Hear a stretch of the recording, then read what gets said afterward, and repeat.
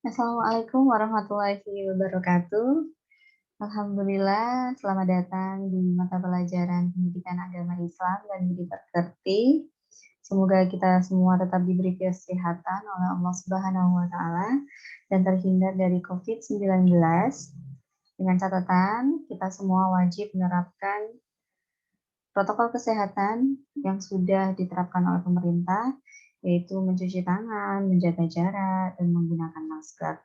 Tetap stay di rumah, kita belajar bareng-bareng dari rumah masing-masing.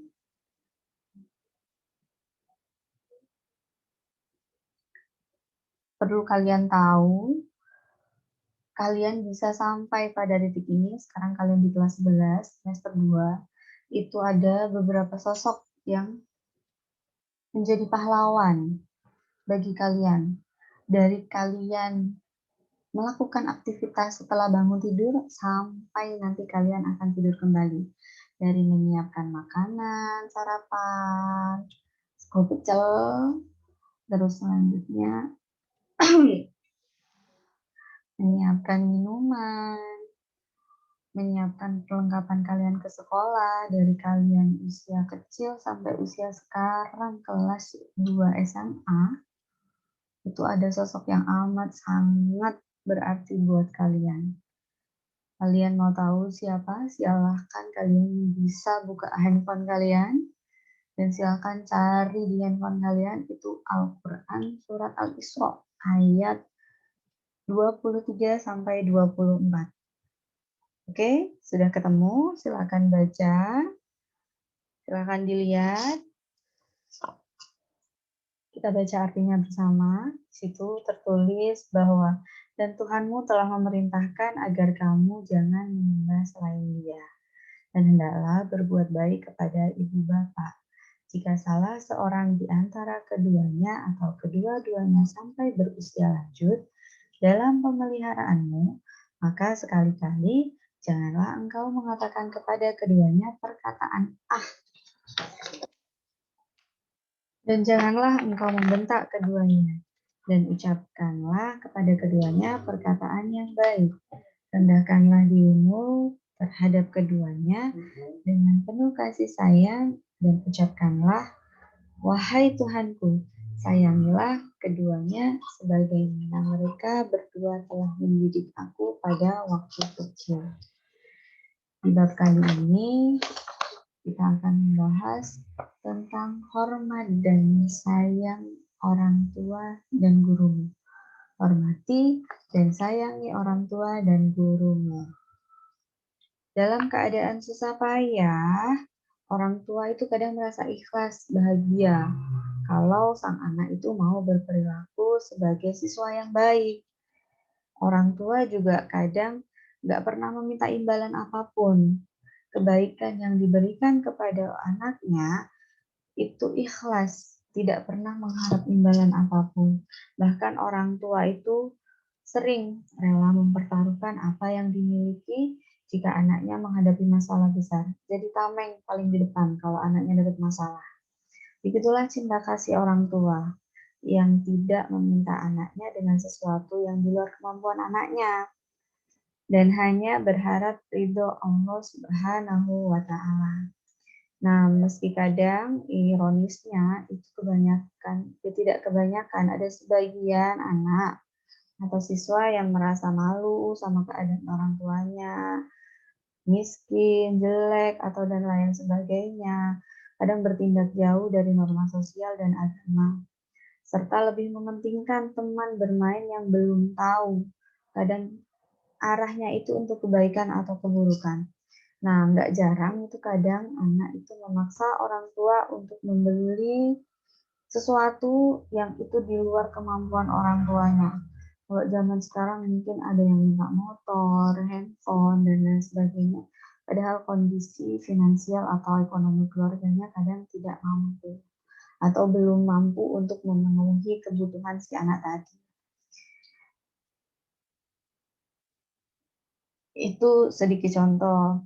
Nah, apa yang akan kita pelajari di bab sekarang itu banyak sekali nanti akan kalian dapatkan hikmahnya.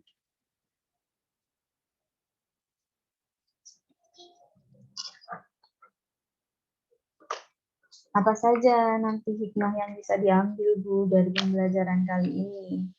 Jelas, yang pertama, kalau kalian berbakti kepada orang tua dan guru, itu insya Allah akan mendatangkan ridho Allah. Ridho orang tua adalah ridho Allah, murka orang tua adalah murka Allah. Yang kedua, berbakti kepada orang tua itu insya Allah menghindarkan kita dari sempitnya rezeki. Rezeki kita akan dimudahkan, akan dilancarkan. Kenapa? Karena orang tua ridho dengan apapun yang kita lakukan. Dengan catatan kita sudah berbakti kepada orang tua dan tidak melanggar perintah agama. Yang ketiga, itu berbakti kepada orang tua itu dapat menghilangkan kesusahan yang kita alami. Dimudahkan segala macam kegiatan, aktivitas kita apapun, insya Allah akan dimudahkan ketika kita sudah berbakti kepada kedua orang tua. Yang keempat, itu ini banyak sekali diimpikan oleh seluruh umat manusia di dunia. Yaitu apa? Memudahkan kita untuk memasuki surga atau memudahkan seseorang untuk masuk surga. Gampang kan cara kita masuk surga? Salah satunya adalah dengan berbakti kepada orang tua. Dalam sejarah Islam ada beberapa sahabat yang tercatat sebagai penghuni surga karena berbakti kepada orang tuanya. Di antaranya salah satunya itu ada Uwais Al-Qarni, salah seorang muslim yang ikhlas mengurus ibunya yang tua, renta, dan sakit. Uwais itu dinyatakan sebagai penghuni langit dan doanya mustajab oleh Rasulullah Shallallahu Alaihi Wasallam. Sahabat lain itu ada paman Rasulullah Shallallahu Alaihi Wasallam yang bernama Sa'ad bin Abi Waqqas. Itu juga dijanjikan surga. Berbakti kepada orang tua itu disebut juga dengan birrul walidain. Orang tua yang pertama dihormati berdasarkan sabda Rasul itu adalah ibu. Yang kedua adalah ibu. Yang ketiga adalah ibu. Dan yang keempat baru ayah. Kenapa demikian? Karena ibu ialah yang mengandung selama 9 bulan, melahirkan, mengasuh, membesarkan, merawat dengan penuh kasih sayang. Ayah ngapain nih? Ayah bertugas sebagai kepala keluarga, mencari nafkah dan menjaga keluarganya.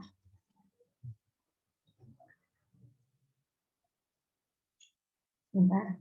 Wida ada salah satu contoh anak yang melakukan birrul walidain ini terjadi di Kota Malang. Itu ada penjual bakso cilik namanya siapa sebentar.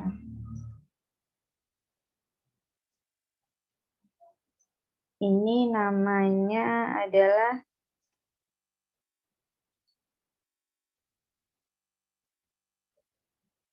tidak diberi nama. Ini anak berusia 12 tahun itu dari Kota Malang. Dia lulus SD. Tapi dia memutuskan untuk bekerja jadi tukang bakso pikul keliling. Kenapa? Karena orang tuanya itu sebagai buruh tani dengan kondisi yang memprihatinkan. Nah, ini Hari namanya. Hari ini adalah anak keempat dari 7 bersaudara. Dari total penjualannya dia dapat 100.000, dia dapat upah dari orang tuanya 25.000. Padahal dengan tubuhnya yang kecil, itu dia harus memanggul panci bakso itu beserta tungkunya, ada mangkok, ada gorengan, dan lain sebagainya. Itu berat sekali. Dia nggak punya pilihan lain karena dia bantu keluarganya. Itu salah satu contoh yang bisa kita ambil hikmahnya. Anak sekecil itu saja sudah berbakti kepada orang tua. Kita yang sebesar ini, apa Bu yang dapat kita lakukan? Kita tidak harus menjual bakso seperti anak berusia 12 tahun ini. Banyak hal yang masih bisa kita lakukan agar kita dapat dimudahkan rezekinya, dimudahkan segala urusannya, dan kita dapat bisa masuk surga. Itu banyak yang bisa kita lakukan. Ini hanya salah satu contoh yang bisa kita ambil hikmahnya, dan biar kita lebih banyak bersyukur. Ternyata di bawah kita itu lebih banyak. Apa yang bisa kita lakukan? Salah satunya itu memenuhi perintah orang tua, melaksanakan amanahnya, membuat hati orang tua kita senang, mencukupkan kebutuhannya. Kan saya belum berpenghasilan, Bu. Kebutuhan di sini bisa diberikan tidak hanya secara materi, tapi secara rohani juga bisa merawat kalau orang tua sedang sakit. Hanya sekedar menawari, Pak, Bu, mau minum apa, badhe nunjuk nopo. Misal minta teh, kita buatkan teh, atau misal minta air putih hangat, kita ambilkan air putih hangat. Itu salah satu aktivitas yang bisa kita lakukan untuk berbakti kepada orang tua. Berkata yang baik, tadi dalam Quran surat Al-Isra saja kita tidak boleh mengatakan perkataan itu saja tidak boleh. Jadi benar-benar harus dijaga hati orang tua. Itu ya. Berbuat durhaka sama orang tua itu salah satu dosa besar. Sebagai seorang muslim harusnya senantiasa hormat dan patuh sama orang tua. Kalau kedua orang tua sudah meninggal, maka cara berbaktinya bagaimana? Dengan mengurus jenazahnya, menyambung tali silaturahmi kepada teman-teman, orang tuanya, dan menyelesaikan utang piutang yang ditanggung oleh orang tua. Jika ternyata orang tua menyuruh anaknya berbuat musyrik, maka perintah tersebut tidak boleh ditaati. Tidak boleh. Namun tetap bertutur kata yang sopan terhadap orang tua. Itu ya. Jadi kadang kan tidak semua orang tua itu memiliki keinginan yang sama seperti kita. Kadang memang ada beberapa orang tua yang membuat anaknya terjerumus dalam hal-hal yang tidak diinginkan. Itu bagaimana sikap kita, Bu? Kita bisa menolaknya tapi dengan sopan, ya. Tugas kalian mulai hari ini itu adalah lakukan aktivitas yang sudah tidak sebutkan tadi, ada 1, 2, 3, 4, 5, 6 aktivitas. Lakukan aktivitas ini mulai hari ini sampai kalian nanti ajalnya dipanggil oleh Allah Subhanahu wa taala. Insya Allah kalian dapat bonus yang amat sangat luar biasa nanti dari Allah.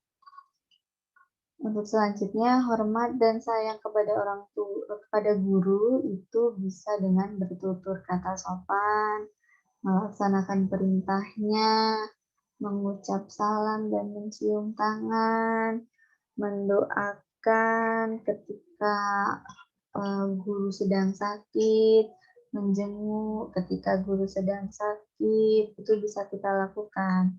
Islam mengajarkan umatnya agar menyayangi dan menghormati guru. Dalam sebuah kitab dijelaskan jika tidak menghormati guru itu menyebabkan ilmunya tidak bermanfaat.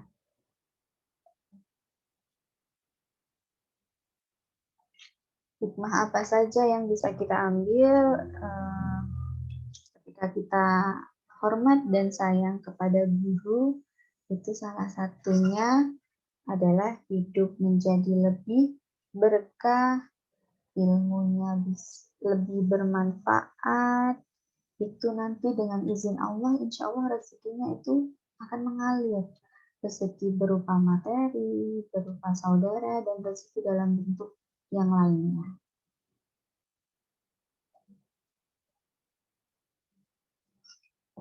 Akibatnya kalau kita tidak hormat dan patuh, apa Bu? Hidup kita tidak akan tenang. Hidupnya nanti kurang berkah, ilmunya nanti tidak bermanfaat, kesulitan mencari relasi, mengembangkan usaha, kurang lancar dalam mencari rezeki, dan lain sebagainya.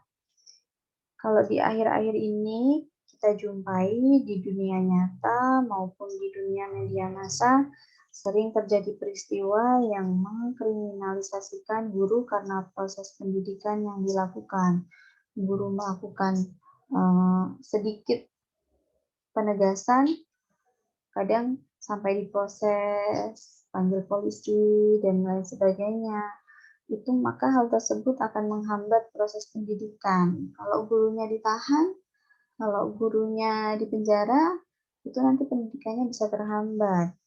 Guru itu memiliki bekal kompetensi pedagogik, kepribadian, sosial, dan profesional, itu berhak mengambil tindakan mendidik demi keberhasilan mendidik. Kalau ada guru yang bertindak sedikit lebih tegas, itu bukan berarti guru itu menginginkan hal-hal yang buruk, itu hanya demi keberhasilan pendidik. Itu ya. Ada pertanyaan sampai di sini? Jika ada pertanyaan, bisa kalian tinggalkan di kolom komentar di bawah. Tetap sayangi orang tua kalian, entah yang masih hidup ataupun yang sudah meninggal, tetap didoakan, dan sayangi juga guru-guru kalian, guru-guru yang sudah mengajar kalian dari kalian masih kecil, dan guru-guru yang mengajar kalian hingga sekarang dan yang akan datang. Kita istighfar 3 kali bersama. Astagfirullahaladzim, astagfirullahaladzim, astagfirullahaladzim. Assalamualaikum warahmatullahi wabarakatuh. Semoga ilmu kita bermanfaat di baik di dunia maupun di akhirat. Sampai berjumpa kembali di pertemuan selanjutnya.